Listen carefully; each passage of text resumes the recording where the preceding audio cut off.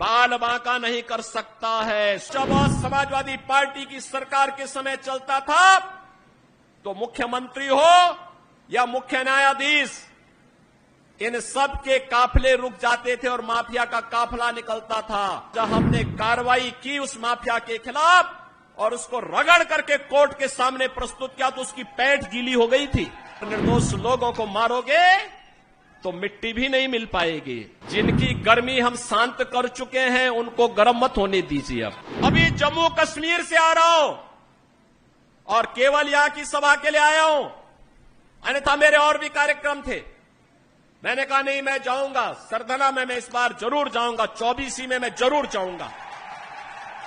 और बहनों भाइयों, मैं इसीलिए आया हूं आपसे कहने के लिए, जो लोग गुमराह कर रहे हैं उनके गुमराह में आने की आवश्यकता नहीं। ये लोग कभी नहीं आएंगे। फिर जाति के सौदागर उपयोग करेंगे, बाद में सौदेबाजी करके गायब हो जाएंगे। हमें किसी भी ऐसे व्यक्ति के बहकावे में नहीं आना है जिससे हमारा राष्ट्र धर्म खतरे में आए। याद रखना, इस देश के राष्ट्र धर्म को हमेशा खतरा जब भी आया है, इन्हीं लोगों के कारण आया है जिन्होंने जातीयता के आधार पर समाज के सामाजिक ताने बाने को छिन्न भिन्न किया है, हमेशा छिन्न भिन्न किया है। और बहनों और भाइयों, मैं आपको इस बात के लिए आश्वस्त करता हूं कि कोई माय के लाल बाल बांका नहीं कर सकता है। सुरक्षा की इतनी पुख्ता व्यवस्था हमने की है यूपी के अंदर। आज आप देखते होंगे बड़े बड़े दुर्दांत माफिया और अपराधी किस कदर उनकी दुर्गति हो रही है। आप देख रहे होंगे, जिनके नाम से ही लोग कर्फ्यू जैसा माहौल होता था, आज उनकी दुर्गति क्या है हर व्यक्ति देख रहा है।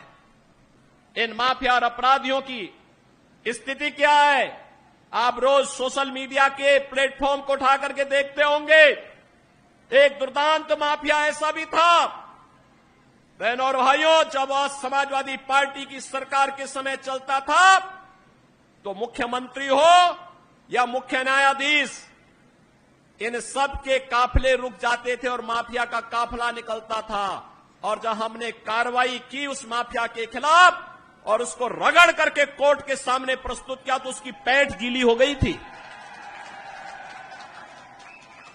उसकी पैंट गीली हो गई थी। और तब हमने कहा था, उस समय उसको हमने कहा था, कानून को रौंदने वाले, आज कानून कितना बड़ा होता है यह एहसास हो रहा है कि नहीं हो रहा है। और निर्दोष लोगों को मारोगे तो मिट्टी भी नहीं मिल पाएगी। और बहनों और भाइयों, इसीलिए मैं आया हूं आपसे कहने के लिए,